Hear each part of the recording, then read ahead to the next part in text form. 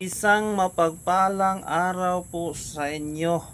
Ngayon, sana'y nasa mabuting kalagayan po kayo. Ngayon, usapang kambing tayo mga kaibigan. So, ang pagkakambing po ay hindi biro. Ang pagkakambing po ay kinakailangang gumastos ka. Ang pagkakambing ay may kapital talaga. At kaya, kailangan ang pagkakambing ay nasa puso mo. Dahil po ang pagkakambing ay kinakailangan kunting tiyaga at kunting pagpakumbaba. Kasi po ang pagkakambing, kung bibili ka ng maliit pa, ay aabot ng 2 taon bago manganak. Pero kung bibili ka ng malaki na, tulad nito, isang toro at isang dumalaga, mga 1 taon mga anak, makakita ka na ng kanilang anak. Kaya kailangan mong tiyagaan, no? Ang pagkakambing po ay ito po ay trabaho na walang rest day. Araw-araw mo po itong pakainin. Kung hindi ka magpapastol, mangungumpay ka.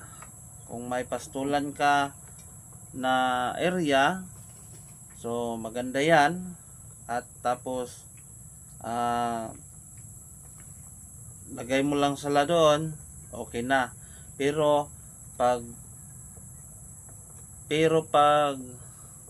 tag-ulan, anak ko po, kailangan mo po na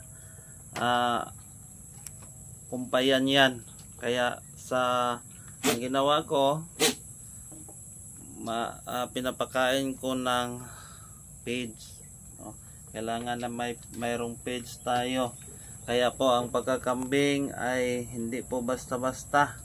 Kailangan mo po ng pagtsatsaga at kapital. Kasi po mahal ang kambing ngayon. Hindi po basta-basta ang magbili ka ng kambing. May halaga talaga. Tulad nito, yung kambing ko ay may lahi na Anglo-Nubian.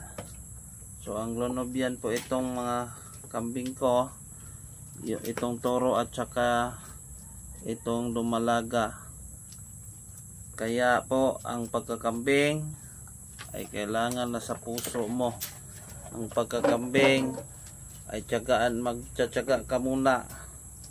Pero kapag maka-establish ka na, may pira naman sa kambing.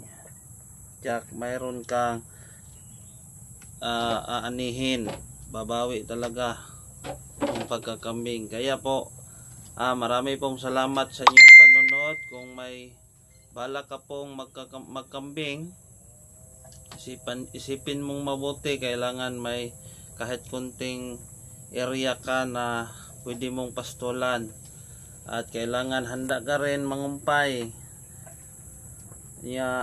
Handa ka rin bibili ng page, kasi kailangan din natin pakainin ng page. At handa ka rin magbigay ng vitamins nila.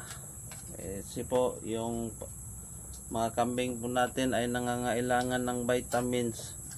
Kaya kung wala kang ibang trabaho, pwede makatipid ka pag ikaw ang mag-alaga. Pero kung mayroon kang trabaho naman at paalagaan mo sa iba, naku po, hindi po basta-basta, baka malugi po kayo.